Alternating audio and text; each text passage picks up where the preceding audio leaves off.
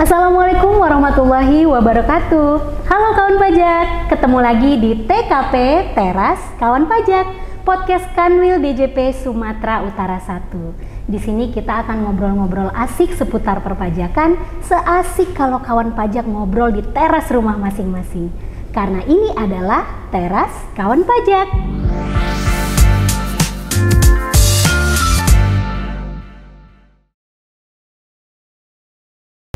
Kawan pajak tentunya udah nggak asing lagi mendengar kata pajak. Atau jangan-jangan kawan pajak sebenarnya udah sering nih membayar pajak. Misalnya pajak penghasilan, pajak kendaraan bermotor, pajak bumi dan bangunan, atau mungkin pajak yang sudah kawan pajak bayar tanpa disadari. Pajak apa tuh kawan pajak? Nah, kawan pajak sering nggak belanja di minimarket? Misalnya di Alfamidi, di Indomaret. Nah, barang-barang yang dijual di sana kawan pajak pada umumnya itu sudah include PPN harganya. Jadi sebenarnya kawan pajak ini sudah menyumbang ke penerimaan negara tanpa disadari. Tapi kawan pajak tahu nggak bahwa sebenarnya nggak semua jenis pajak itu dikelola oleh Direktorat Jenderal Pajak. Nah, siapa nih yang masih suka mau bayar pajak kendaraan bermotor tapi datangnya ke kantor pajak? Supaya kawan pajak lebih paham nih, sebenarnya pajak ini tuh termasuk jenis pajak apa? Kita akan bahas hal ini bersama bintang tamu spesial kita hari ini. Spesialnya adalah karena bintang tamu kita hari ini Kepala Kantor Wilayah DJP Sumatera Utara 1, Bapak Aridel Mindra. Apa kabar Pak? Alhamdulillah, sehat-sehat. Kenapa Mbak? Sehat? Alhamdulillah Pak. Tetap semangat kita ya Pak kalau untuk kawan pajak. Pasti. Oke, baik. Nah, Pak Aridel, biar kawan pajak nggak salah paham nih Pak, berkelanjutan kita mau ngomongin sebenarnya apa nih yang termasuk pajak pusat yang dikelola oleh DJP dan apa sih pajak-pajak daerah ini. Tapi sebelum kita ke sana Pak, bisa nggak diterangkan sedikit sebenarnya apa sih dasar pemungutan pajak yang dilakukan oleh pemerintah ini Pak? Baik, selamat pagi kawan pajak di program TKP ya kita namanya. TKP Pak, betul. Teras Kawan Pajak, keren. Bismillahirrahmanirrahim. Assalamualaikum warahmatullahi wabarakatuh. Waalaikumsalam warahmatullahi Memang sebagai aparatur pemerintah, sebagai pelaksana undang-undang, kita harus mengetahui apa sih dasarnya kita melaksanakan suatu aktivitas tersebut, termasuk bagaimana dan apa yang menjadi dasarnya pemerintah, dalam hal ini Direktorat Jenderal Pajak, melakukan pemungutan pajak. Nah, kawan pajak ketahui bahwa ketentuan perundang-undangan kita di Indonesia di tingkat paling tinggi adalah Undang-Undang Dasar Negara Republik Indonesia tahun 1945. Betul. Nah, di sana jelas di pasal 23A dinyatakan bahwa segala pungutan pajak yang sifatnya memaksa dan untuk kepentingan negara, untuk masyarakat, ya itu harus berdasarkan undang-undang. Artinya pelaksanaan perpajakan di level manapun di Indonesia harus dibuat dulu undang-undangnya. Oh, termasuk pajak pusat dan pajak daerah ya Pak? Untuk itulah makanya diciptakanlah atau disusunlah undang-undang terkait dengan pajak atau kita sebut dengan undang perpajakan. Iya. Nah, seperti ringkasnya untuk pajak di kantor di pusat yang dilaksanakan oleh pemerintah pusat dalam hal ini Direktorat Jenderal Pajak ini mencakup banyak sekali undang-undang perpajakannya. Ada undang-undang KUP, ada undang-undang PPH, undang-undang PPN, ada undang-undang Ciptaker, dan terakhir kita mendengar ada undang-undang harmonisasi peraturan perpajakan. Iya. Nah, di sisi lain undang-undang atau sistem pemerintahan kita juga memberi kewenangan kepada pemerintah provinsi dan pemerintah kabupaten kota untuk memungut pajak. Oh, pajak daerah mereka, berarti iya, Pak? walaupun pajak daerah, mereka juga berdasarkan undang-undang, Mbak. Oh iya. Iya, Harus ada undang-undangnya ya, Pak? Ada. Nah, yang terbaru itu setelah direvisi beberapa kali, Undang-Undang Nomor 1 Tahun 2022 tentang hubungan keuangan pusat dan daerah. Di sana ada pasal-pasalnya, bab-bab tertentu bagaimana kewenangan pemerintah provinsi, pemerintah kabupaten kota dalam memungut pajak. Artinya melihat dari kerangka hukumnya ini, undang-undang sudah mengamanahkan ke pemerintah, baik pemerintah pusat, pemerintah provinsi maupun pemerintah kabupaten kota untuk memungut pajak. Jadi ada 3 level nantinya. Ada di pemerintah pusat, ada di pemerintah provinsi, ada di pemerintah kabupaten kota. Semua punya kewenangan sendiri-sendiri dalam melaksanakan pemungutan pajak. Dan itu sah sebagaimana diatur di pasal 23A Undang-Undang Dasar tahun 1945. Kira-kira gitu. Oke, baik. Jadi kawan pajak, baik pajak pusat maupun pajak daerah itu sebenarnya ada undang-undang tersendiri yang mengaturnya ya Pak ya. Nah, kemudian tadi kita udah bahas nih tentang dasar-dasar pemungutan pajak. Lalu apa aja nih Pak yang termasuk kriteria pajak pusat, kemudian pajak daerah, dan bagaimana cara kita untuk membedakannya? Ya, sebetulnya di dalam undang-undang tersebut telah dilakukan harmonisasi ya. Tentu legislatif dan eksekutif baik melalui rapat-rapat dan sidang di DPR telah menyepakati bahwa untuk pemerintah pusat diberikan kewenangan ada beberapa jenis pajak dan itu wajib dilaksanakan oleh pemerintah pusat, dalam hal ini Kementerian Keuangan dan Direktorat Jenderal Pajak. Pajaknya sebagai tadi sudah disebut juga, ada contohnya kalau kita belanja di minimarket dan sebagainya. Nah, yang mungkin masyarakat teman pajak lebih mengenal ada pajak penghasilan. Pajak penghasilan. Ya, itu sangat kita kenal luas. Dan kalau kita mendengar pajak penghasilan, ya kita sering dengar singkatannya PPH. Betul. Ya. Kemudian kita mengenal juga terkait dengan pajak penghasilan itu ada NPWP, ada SPT dan lain sebagainya. Nanti mungkin di segmen lain bisa dibahas lebih khusus. Dan kita juga mengenal ada jenis pajak lain yaitu pajak pertambahan nilai.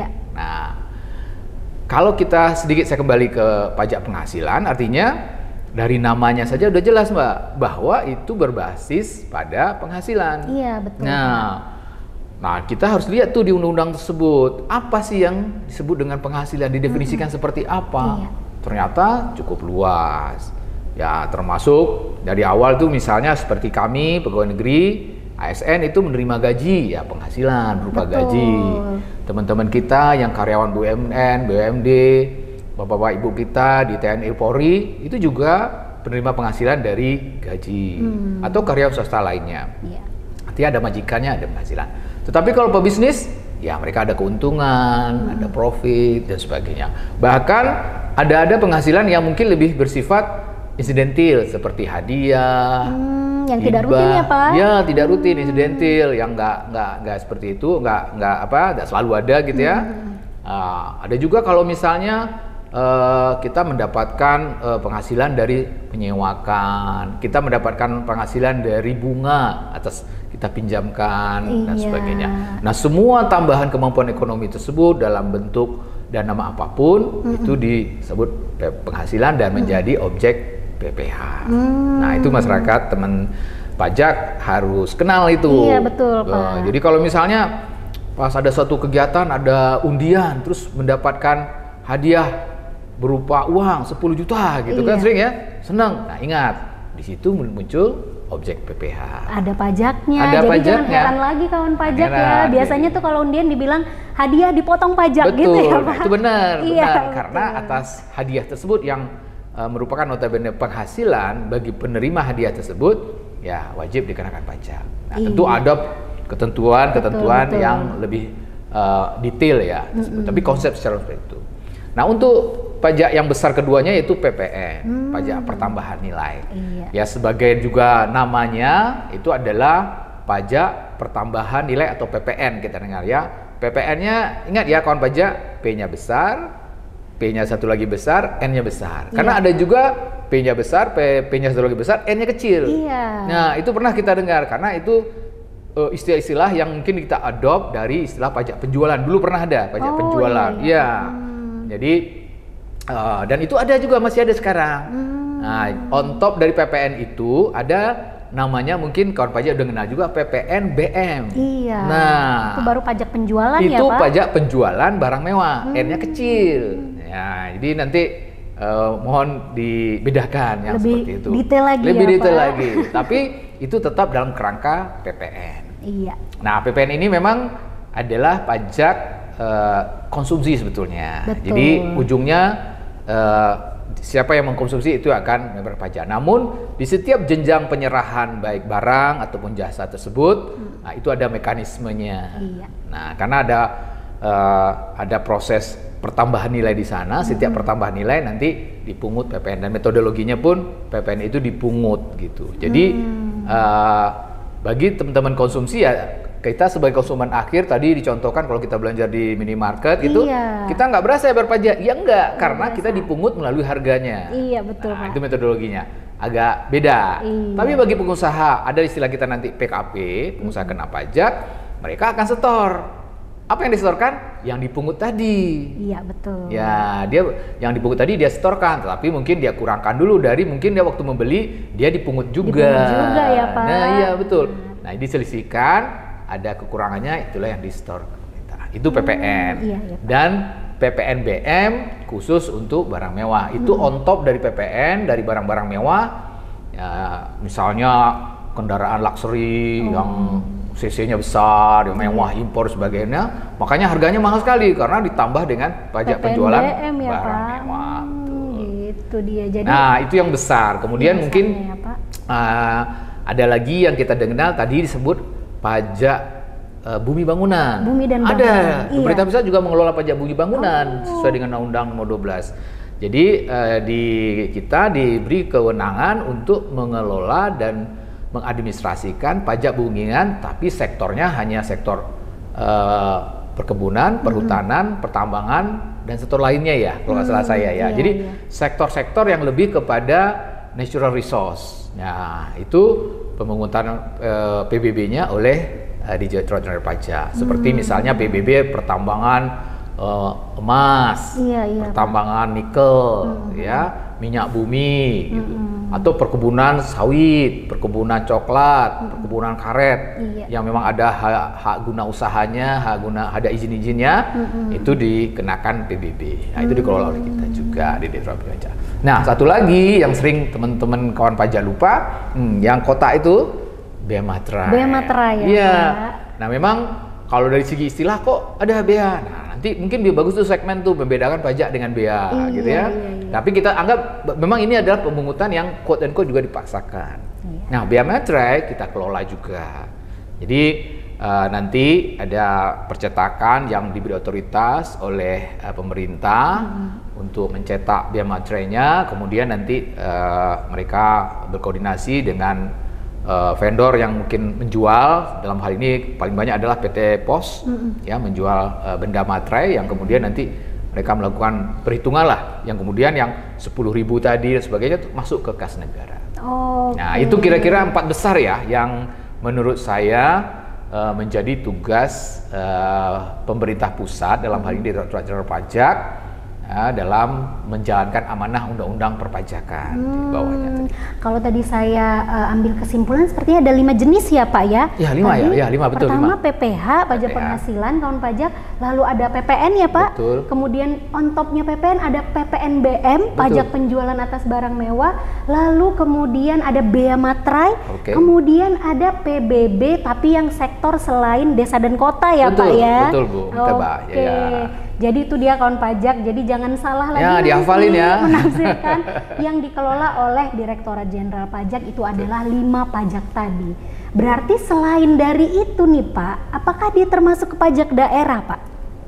Bisa kita simpulkan semua pungutan selain itu akan menjadi pajak daerah yang masih dalam koridor pajak. Nah, mungkin sedikit saya jelaskan bahwa 5 jenis tadi itu akan menjadi penerimaan negara yang kemudian dicatat di APBN. Nah, itu yang perbedaannya. Iya, Sedangkan nanti kalau kita ingin membedakan, kalau provinsi juga memungut pajak, kabupaten kota juga memungut pajak itu akan menjadi sisi penerimaan dari anggaran pendapatan daerah masing-masing. Jadi tidak bergabung. Bukan masuk ke APBN ya Pak ya, tapi ke APBD berarti. APBD-nya. Nah, itu yang akan membedakan sekali. Nah, jadi makanya pajak daerah tersebut, pajak atas provinsi maupun kabupaten kota diletakkan di dalam Undang-Undang Nomor 1 tahun 2022 itu tentang hubungan keuangan pusat dan daerah. Karena di daerah ada APBD, di pusat ada APBN, nanti ada hubungannya. Nah, salah satu elemen di APBD tersebut adalah penerimaan dari pajak daerah. Pajak daerah. Betul. Berarti kalau pajak pusat masuknya ke APBN untuk mengelola negara ya Pak ya, skupnya ya?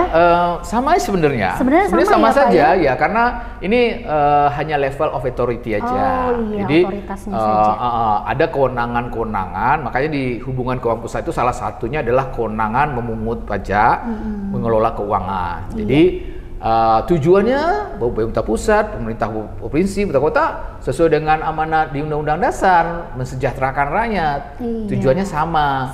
Cuman ya dibuatlah seperti itu karena Indonesia begitu besar, ya kita begitu luas kepulauan. Nah, mungkin ya pemerintah pusat tahu masalah sampai di desa, di Sabang, di Merauke, di mana-mana yang sangat luas. Makanya ada model sistem pemerintahan dibuat tingkat-tingkat seperti itu dan semua ada kewenangannya. Artinya nggak ada masalah, tetap itu untuk negara, untuk tujuan kesejahteraan rakyat Indonesia. Betul. Baik, kawan pajak. Nah, tadi kalau kita udah dengar jenis-jenis pajak yang dikelola oleh pemerintah pusat, yaitu Direktorat Jenderal Pajak, jangan ada lagi nih kawan pajak yang salah kalau mau bayar PBB rumah ya Pak ya. Itu kalau itu kemana ya? Kalau itu harusnya ke pemerintah daerah ya Pak ya, karena itu kabupaten, kota, atau provinsi ya? Oh, kalau itu sebenarnya kota Pak. Oh, kota ya? Kota, PBB kota, desa dan kota. Oh iya, jadi kabupaten, pemerintah kabupaten kota. Iya, betul sekali. Ya. Jadi jangan datang lagi ke kantor pajak ya Pak ya. Karena masalahnya ini di kabupaten kota tuh nggak ada kantor pajak. Iya, adanya dinas pendapatan. Betul. Adanya orang iya. punya kantor pajak ya Ditjen Pajak nih. Betul. Padahal nggak semua pajak dikelola oleh Ditjen Pajak. Jadi kawan pajak jangan salah lagi nanti, karena kalau udah datang, udah habis ongkos ya Pak ke sini harus pindah tempat lagi, wah rasanya lelah sayang juga. Ya, iya benar Pak. Nah baik, tadi kita udah ke dasar hukumnya apa Pak, lalu apa itu pajak pusat dan pajak daerah, lalu kita juga udah tahu apa bedanya, mana pajak pusat dan mana jenis-jenis pajak daerah. Nah sekarang apa nih Pak kewajibannya kawan pajak nih selaku masyarakat terhadap perpajakan nih Pak, gimana Pak? Pertama tentu sebagai masyarakat Indonesia, warga negara yang baik, ya pahami dulu. Nah ini media yang bagus, podcast kita ini kita ingin mengedukasi, sharing, ya supaya kita punya pemahaman yang lebih utuh. Ya tadi ada kekhawatiran, oh nanti salah ke sasaran lah kalau kita bayar pajak apa di kantor yang mana, gitu ya. Dan itu sesuatu yang menunjukkan ada ketidakpahaman dan sebagainya, dan itu kan sayang. Nah untuk itu pertama kita wajib memahami, nah terutama nih para mahasiswa, ya teman-teman yang berpendidikan tinggi gitu ya. Nah tapi teman-teman kita, adik-adik kita di SMA juga mulai belajar, udah mulai memahami betul. Gitu ya, bahwa pengelolaan negara ini ya yang menggunakan dana pajak begitu dominan itu bersumber dari pajak, baik yang dikumpulkan di tingkat nasional maupun di tingkat provinsi maupun di tingkat kabupaten kota. Jadi itu pertama.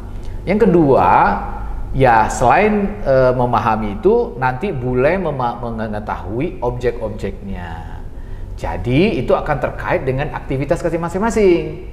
Nah, karena pajak ini adalah berbasis monetize, uang gitu, monetize, tentu berbasis kegiatan ekonomi. Ya, apakah karena memiliki penghasilan tadi, melakukan penyerahan, memiliki aset, atau melakukan tindakan-tindakan ekonomi, ya mulai dipahami objeknya. Objek itu artinya kalau kita melakukan sesuatu, ini timbul nggak objek pajak di sana. Ya, contoh misalnya sederhana, saya sebetulnya untuk pajak pajak pusat daerah ini mungkin nanti kita cari narasumber yang kompeten. Saya nggak ada kompeten nih, ya mungkin kepala dinas pendapatan Kota Medan gitu ya. Nah, untuk menjelaskan lebih detail. Tetapi pada prinsipnya ya kita harus paham. Misalnya sekarang kami berada di Kota Medan, ya. Kita punya rumah, ya kita punya tanah. Oh ya, itu akan menjadi objek PBB. Nah, nanti ada tagihannya lah, SPPT namanya. Kita pahami itu dulu, gitu kan? Nah, tentu apa yang terkait dengan hal administrasi itu, ya harus kita dalami. Tapi kalau kita nggak punya rumah, ya nggak apa-apa kan gitu aja ya, yang punya rumah aja gitu misalnya. Nah, kalau misalnya saya kembalikan ke Direktorat Jenderal Pajak, kalau di PPH memang pada saat kita misalnya mulai memiliki penghasilan dalam bentuk apapun ya tadi, mulai menyadari, wah ini akan ada nih PPH, saya harus nih melakukan menghitung atau memperhitungkan gitu. Nah, tentu dipelajari lebih detail gitu ya, karena apapun ada sistemnya, ada proses bisnisnya gitu. Makanya kawan pajak kalau terkait dengan pajak pusat jangan malu-malu, datang ke KPP terdekat atau ke Kanwil juga bisa. Kami sekarang punya petugas penyuluh, fungsional penyuluh yang punya kapasitas menjelaskan secara detail. Tentu nggak perlu menjelaskan semua, menjelaskan yang objek yang terkait dari yang bersangkutan. Iya benar. Nah, misal nih kan ada mahasiswa. Kalau mahasiswa lulus, ada nggak yang pingin nganggur? Ada kan? Ada dong, nggak ada dong Pak. Nah, paling-paling enggak ya jadi pegawai. Betul. Nah, atau jadi pengusaha. Jadi YouTuber Pak. Nah, jadi entrepreneur kan. Entrepreneur. Nah, katalah yang mudah dulu Mbak, jadi pegawai. Sekarang masih nih anak-anak aku jadi PNS lah atau jadi pegawai bank atau apa. Nah, harus paham kalau pegawai bank atau pegawai seperti PNS saya menerima penghasilan berupa gaji. Iya. Nah, honor itu secara rutin ya. Nah, bahwa bagaimana nih saya bayar PPh-nya. Nah, istilahnya kalau di teman-teman kita di pajak itu PPh 21. Nah, nggak usah dipahami PPh 21 itu angka itu hanya nama pasal aja ya. Kita harus tahu bahwa PPh kalau kita sekarang akan dipotong ya maaf, dipotong oleh pemberi kerja. Dan nanti ada bukti potong. Nah, seperti itu dipahami. Waktu kita punya penghasilan diberi orang atau diberi oleh pemberi kerja, pastikan pemberi kerja melakukan pemotongan. Betul. Dan nanti di 1 tahun pajak nanti akan ada buktinya. Karena bukti potong. Itu saja. Sebenarnya itu aja. Kalau Anda karyawan gitu. Tapi kalau Anda pedagang, pengusaha, mulai melakukan penyerahan, membeli barang, nah ini baru mulai pelajari PPN. Nah, jadi kawan pajak sangat terkait dengan aktivitas ekonomi apa yang dilakukan. Ya kalau mahasiswa belum punya penghasilan, ya nggak usah terlalu inilah. Nggak usah terlalu dalam. Nggak usah. Nanti malah bingung, dipelajari semua gitu kan? Nggak. Tetapi harus tahu nih kerangkanya. Kalau nanti punya penghasilan, akan ada PPh. Nah itu kalau ada pembelian atau kita sebut penyerahan di sini ya. Kalau mungkin saya bilang jual belilah. Nah itu ada PPN nanti. Betul. Nah seperti itu dipahami. Nah kapan pula kita harus membayar biaya materai? Kapan pula kalau kita bayar PBB perkebunan, perhutanan? Ya kalau perusahaan tersebut memiliki izin usaha. Kalau nggak ada ya nggak usah terlalu ini gitu. Nah pahami mana yang melekat ke subjek teman-teman kawan pajak. Jadi kenali kerangkanya, nanti kenali ke diri sini. Nah nanti di situ memang harus lebih lebih dalam juga. Karena nanti contoh PPh harus punya NPWP, ya kan? Terus bayarnya bikin e-billing, lapor SPT-nya ada beberapa jenis, ya kan? Nanti ngitungnya ada yang UMKM yang 0,5% bruto, ada yang pakai yang bruto itu ya, penghasilan bruto. Nah seperti itu dan sebagainya. Harus ada pembukuan, harus diaudit dulu, macam-macam lah. Karena kita harus memastikan bahwa memang penghasilannya itu sesuai dengan keadaan sebenarnya. Iya, gitu. benar. Saya pikir sederhana itu, ya kenali, pahami kerangkanya dan kenali apa yang berhubungan dengan objek dengan kawan pajak. Jadi nggak usah dipusing-pusing. Wah banyak ya jenis pajak, ada 5, belum lagi nanti di provinsi banyak juga, di kota banyak juga. Nggak usah, yang lekat aja. Tapi tadi disinggung kalau punya motor kayaknya hampir semua punya motor. Iya betul. Berarti harus bayar pajak kendaraan bermotor. Nah, itu mana bayarnya? Itu kayaknya di provinsi kali ya. Di provinsi, nanti kita cari narasumbernya juga. Gitu ya kira-kira menurut saya yang penting. Baik. Nah, jadi kawan pajak cukup mengetahui aspek perpajakan terkait pribadinya kawan pajak saja ya Pak, tidak perlu semuanya dipelajari gitu. Nah, kalaupun misalnya ternyata kawan pajak tadinya pegawai nih, berpindah nih penghasilannya diterima sekarang jadi pegawai swasta atau menjadi usahawan ya kan Pak? Betul. Nah berubah nih aspek perpajakannya, jangan pusing-pusing, silakan datang ke kantor pajak ya Pak ya. Kita sudah ada penyuluh yang bisa menerangkan kepada kawan pajak bagaimana nih melaksanakan kewajiban perpajakan sebagai seorang kan ada usahawan. juga loh, saya nih PNS tapi saya punya warung. Iya. Boleh kan? Namanya manusia punya Boleh, usaha. Saya bisa dong. Pak. Saya punya peternakan. Kemarin kan lagi banyak korban. Wah, ini bagus nih. Ya, itu gimana? Ya, mari sini. Iya. Kita ajarin gimana cara ngitungnya, gimana cara bikin SPT-nya, bagaimana membayarnya. Jadi nggak usah pusing ya, karena memang saya bilang tidak terlalu mudah juga ya, tapi tidak sulit mustahil juga. Iya ya. benar Pak. Jadi Semangat aja. Jangan ada pikiran bahwa wah ke kantor pajak nanti ujung-ujungnya bayar pajak. Jangan dulu ya Pak ya. Nggak semuanya dikenakan nanti malah pajak. dapat uang dikembalikan. Iya, jangan-jangan malah berlebih ternyata yang sudah betul. disetor selama ini malah dapat lagi ya Pak ya.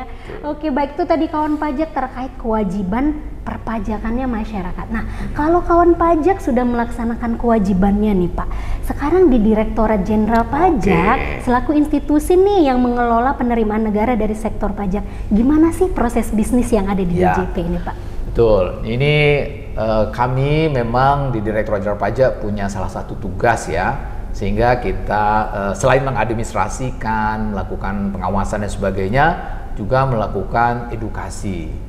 Karena bagaimanapun literasi perpajakan di Indonesia masih perlu ditingkatkan. Ya, kawan pajak masih bingung, ada istilah NPWP, SPT, kepanjangannya aja ribet gitu kan.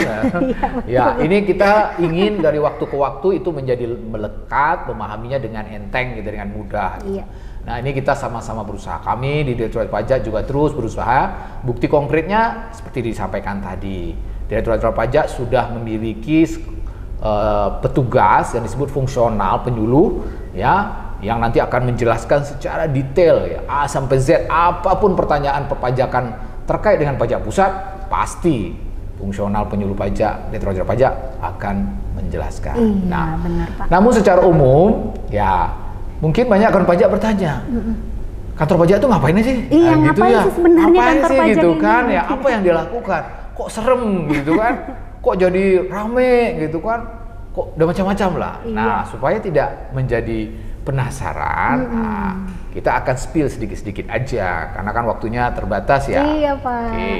Nah, dari sederetan fungsi tersebut yang kemudian diatur oleh baik undang-undang, kemudian diturunkan oleh peraturan pemerintah, diatur oleh peraturan menteri, kemudian oleh surat edaran menteri, sampai peraturan dirjen dan sebagainya. Nah, proses bisnis umumnya cukup banyak. Ya.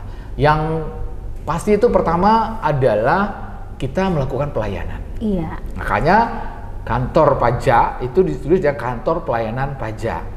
Ya, itu. Jadi dia harus melayani. Melayani apa? Melayani segala kebutuhan dari wajib pajak. Nah, karena perpajakan di Indonesia ini, PPH terutama, itu bersifat self assessment. Undang-undang mengamanahkan seperti itu. Self-assessment dalam arti kata, wajib pajak itu diberi kewenangan, kebebasan untuk menghitung, mendaftarkan diri, menghitung, memperhitungkan, melaporkan dan membayarkan pajaknya sesuai versi mereka. Silakan sendiri. Ya, sehingga kantor pajak atau fiskus, petugas pajak itu tinggal ngawasi. Oh, di situ dia fungsinya. Betul. Ya Pak. Jadi secara umum fungsi kita itu adalah mengawasi kepatuhan. Nah, dijalankan tidak sesuai dengan undang-undang. Misalnya orang sudah punya penghasilan, ya kan? Harusnya kalau mereka ngerti aturan perpajakan, langsung otomatis mendaftarkan diri dulu, ya kan? Kemudian mulai melakukan laporan, perhitungan dan sebagainya. Tapi betapa banyak juga yang udah punya penghasilan tapi nggak punya NPWP. Iya. Nah, itu termasuk yang kita awasi nantinya. Nah, tapi proses bisnisnya tidak langsung seperti itu. Nah, di pajak kita melayani segala kebutuhan. Jadi nanti setiap kantor pajak yang saat ini masih ada, itu ada beberapa model layanan. Ya, layanan yang paling dikenal itu di TPT, apa namanya? Tempat pelayanan terpadu. Ya, Pak, ya, jadi datang secara fisik.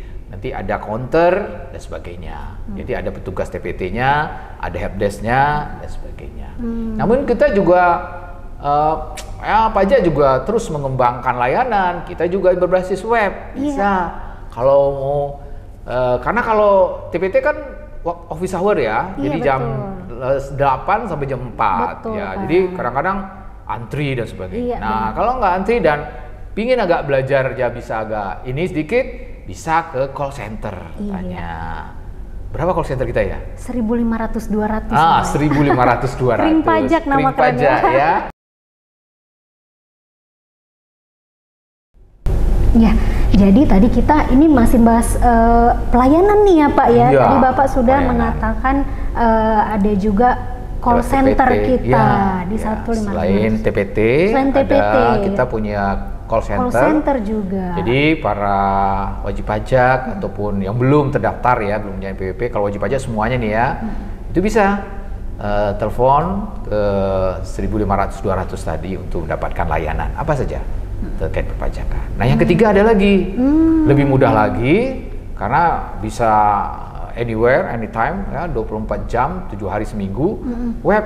Dari web aja ya, Pak ya? Kita ada www.pajak.go.id, itu sangat famous, terkenal itu webnya. Silakan datang atau mempelajari di situ apa layanannya.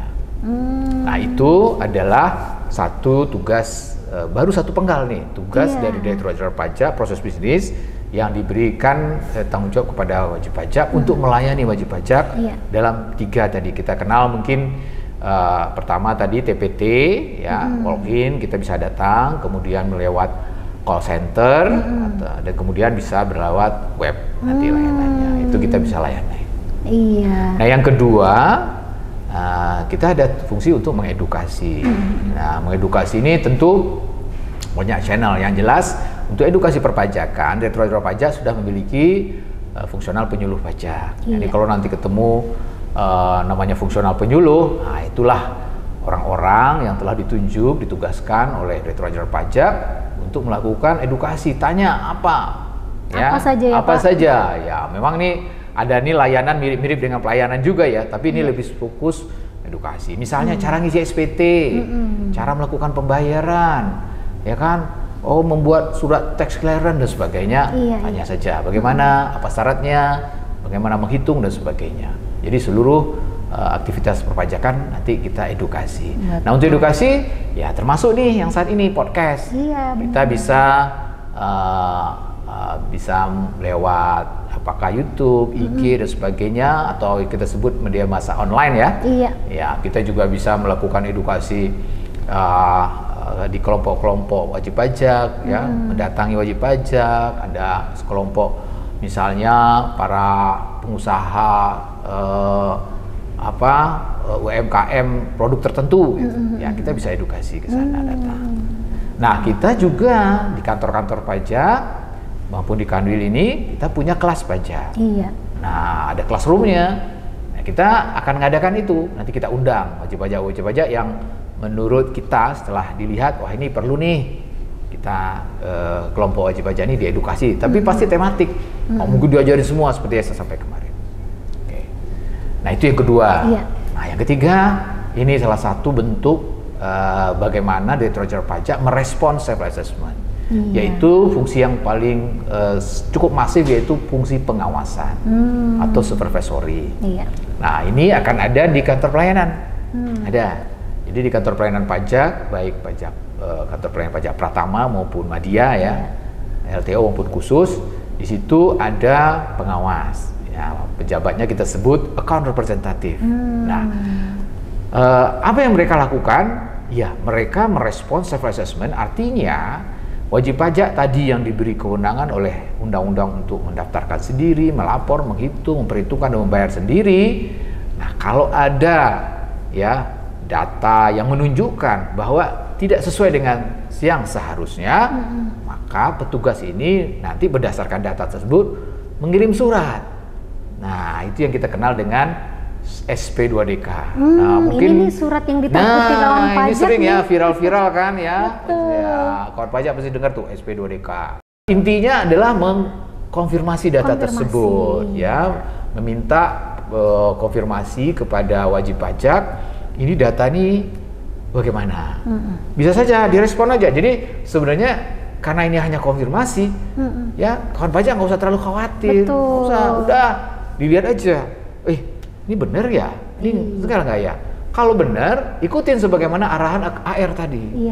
Oh ya, harus dibetulkan SPT-nya, dilakukan pengurangan pembayaran dan sebagainya. Tapi kalau tidak, kita fair aja, balas. Silakan dibuktikan ya Pak. Buktikan, jadi nggak usah khawatir. Nah, fungsi pengawasan ini sebetulnya ya yang dilakukan oleh AR tadi itu fungsi yang supaya wajib pajak tidak tiba-tiba langsung diperiksa. Nah, karena ada fungsi berikutnya yaitu fungsi pemeriksaan. Nah, memang pemeriksaan bukan hanya berasal dari hasil pengawasan, ya mungkin ada data lain gitu ya. Nah, tapi salah satu adalah rangkaian dari proses pengawasan tersebut adalah pemeriksaan. Yang mana diperiksa? Yang kalau udah dikasih kirimin surat SP2DK, kemudian tidak merespon, atau kalau merespon tidak sesuai yang sebenarnya misalnya, dan kita sudah sampaikan, ya sudah.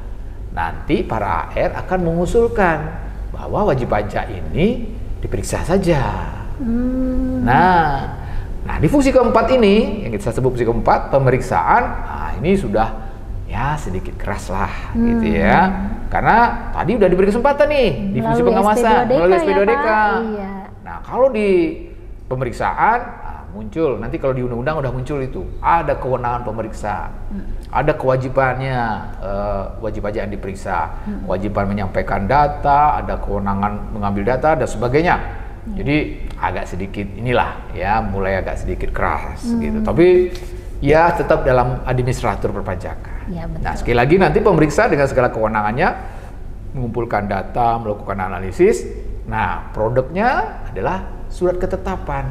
Berubahlah posisi self assessment menjadi official assessment. Nah, jadi berubahlah yang tadi wajib pajak ngitung sendiri, bayar sendiri, dan menentukan besaran pajak utang sendiri yang kemudian dia lunasi dengan ditentukan oleh negara atau oleh petugas pajak. Itu yang disebut official assessment.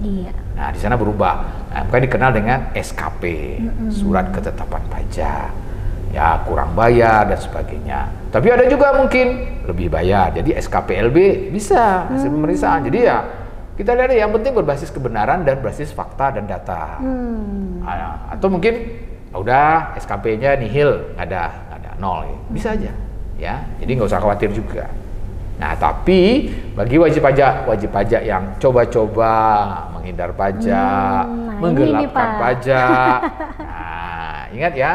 Kita banyak saringannya nih, ya kan? Tadi udah kita edukasi, udah kita layani, kita awasi lewat SP2DK, enggak juga, ya kita periksa. Nanti kita tetapkan. Nah, apabila surat ketetapan ini udah terbit, ya wajib pajak tinggal bayar. Betul. Case close, selesai. Tapi ada juga nih yang nggak bayar. Nah, masuk kita ke fungsi ke-6, ke-5 ya, yaitu penagihan.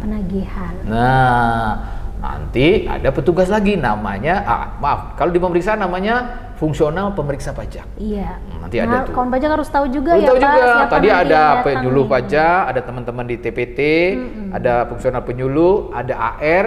Nah, ini ada fungsional pemeriksa pajak. Fungsinya untuk memeriksa kewajiban pajak. Audit gitu kan. Dicari datanya dan sebagainya, mereka ke lapangan dan sebagainya. Nah, tadi kalau saya keluar surat ketetapan pajak, tidak dibayar misalnya dalam jangka waktu tertentu, ada ketentuannya, itu akan menjadi tunggakan. Nah, masuklah ke proses bisnis penagihan. Di situ juga ada aktornya, kita sebut juru sita pajak negara. Nah, lain lagi ilmunya, lain lagi undang-undangnya ya. Nah, memang rangkaiannya panjang. Nah, juru sita pajak negara ini lebih, ya saya nggak bilang debt collector lah ya, tapi mirip dari kerjaannya seperti itu ya. Nanti kirimin surat, teguran dan sebagainya. Dan kewenangannya itu luar biasa. Nanti Bapak Ibu yang penunggak pajak dan quote-unquote bandel, itu kita bisa blokir loh rekeningnya. Ya, kita bisa cekal. Sehingga Bapak Ibu wajib pajak yang tadi yang main-main itu nggak bisa keluar negeri. Tapi yang lebih serem lagi, kita bisa gizling namanya.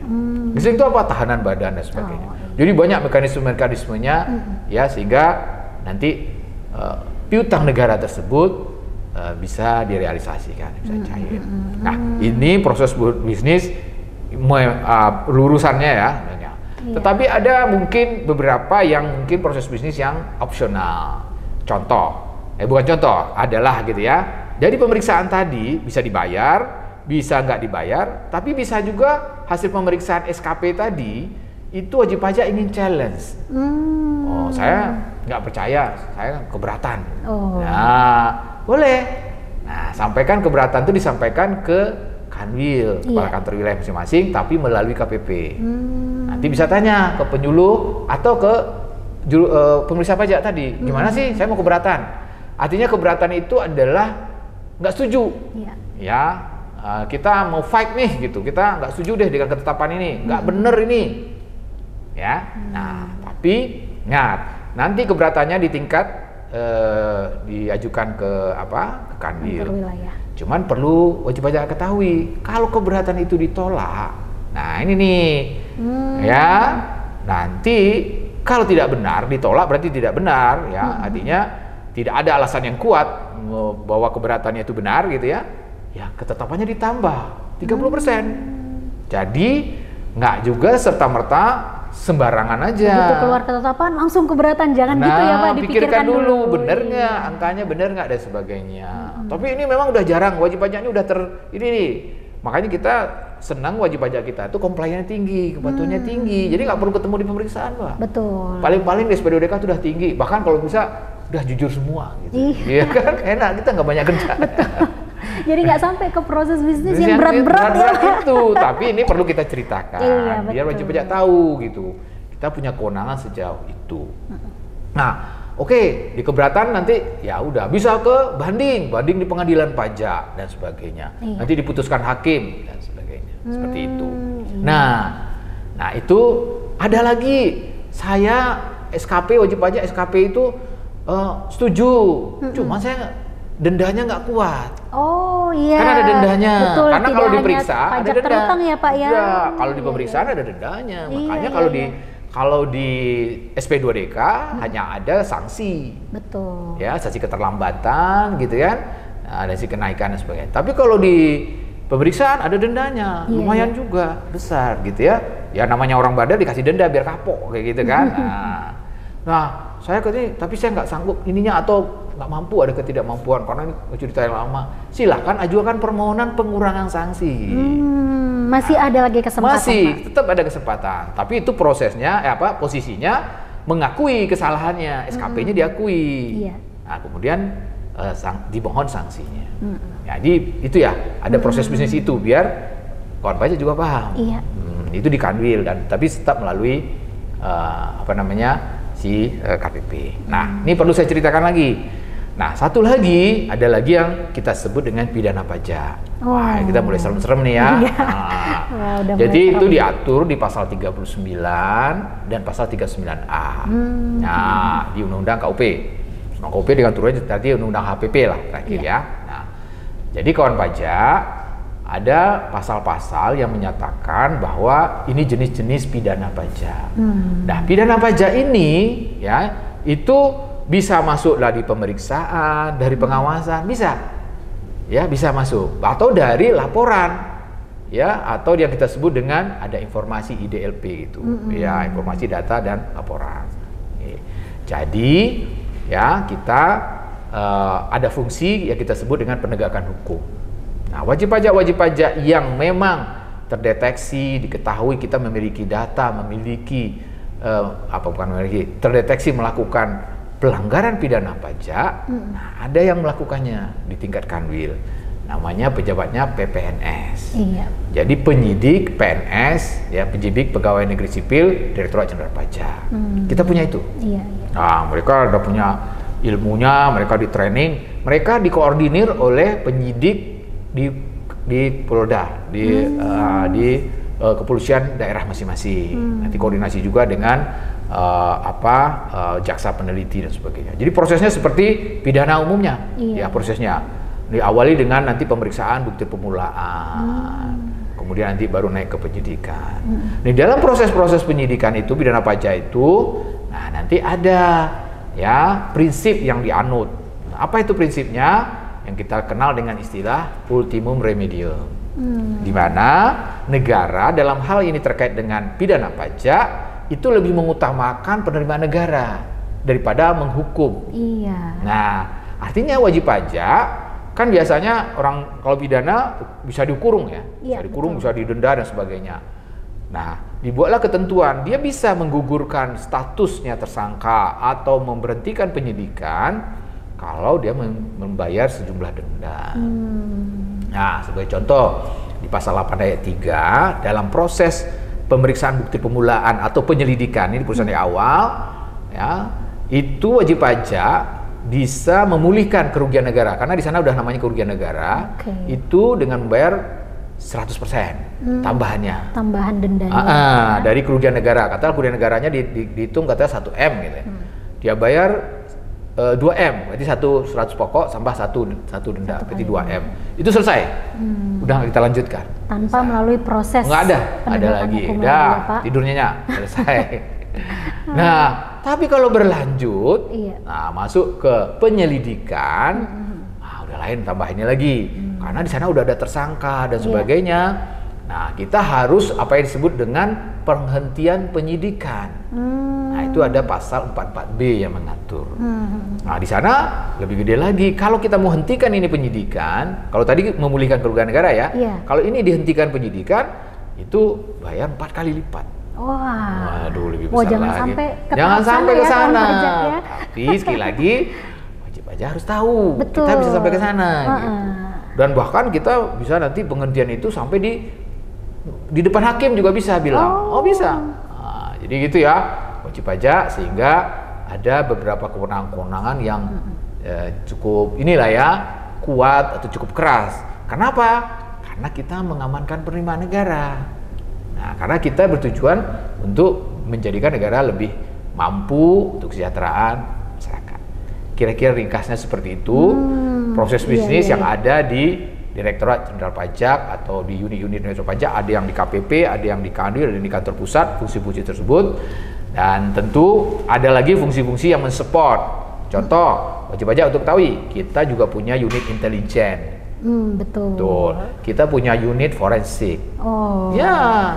Nah, unit-unit ini juga mengikuti terus nih, ya, perkembangan. Jadi kita juga ada intel-intel nih, wah ini pengusaha dan sebagainya. Ya, supaya apa? Supaya betul-betul negara bisa mendapatkan haknya. Iya. Ya, jadi ya kucing-kucingannya kita profesional juga. Betul. Gitu. Nah, semua perangkat itu sudah ada di Direktorat Jenderal Pajak. Iya. So, jangan khawatir. Amannya gimana? Laksanakan aja sesuai dengan ketentuan. Iya. Mungkin gitu. Iya. Nah, mungkin ini juga dalam rangka menjamin keadilan perpajakan untuk semua wajib pajak. Betul. Ya, Pak ya. Jadi jangan Equal sampai treatment, ya. jangan sampai ada wajib pajak. Wah, yang ini ternyata nggak tergali nih potensi perpajakannya, tapi yang lain tergali. Nah, itulah gunanya kita terus meningkatkan ya, Pak ya, terus reformasi.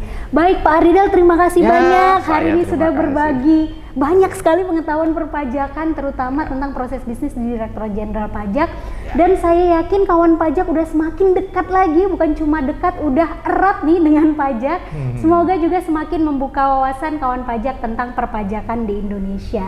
Kita akan bahas topik lainnya pada podcast selanjutnya, makanya kawan pajak jangan lupa like video ini, juga subscribe channel YouTube kita Kanwil DJP Sumatera Utara 1 supaya kawan pajak dapat update info video terbaru dari Teras Kawan Pajak. Jangan lupa juga ikuti media sosial kita, ada Instagram, ada juga TikTok, ada Twitter, kemudian ada YouTube ada ya? Facebook juga, YouTube ya, ya, yang ini juga ditayangkan di YouTube nanti. iya. Itu di @pajaksumut1 angka 1 kawan pajak ya. Baik kawan pajak, terima kasih sudah menyaksikan video ini. Saya dan Pak Aridal pamit undur diri. Pamit ya, terima kasih. Iya, sampai ketemu lagi kawan pajak.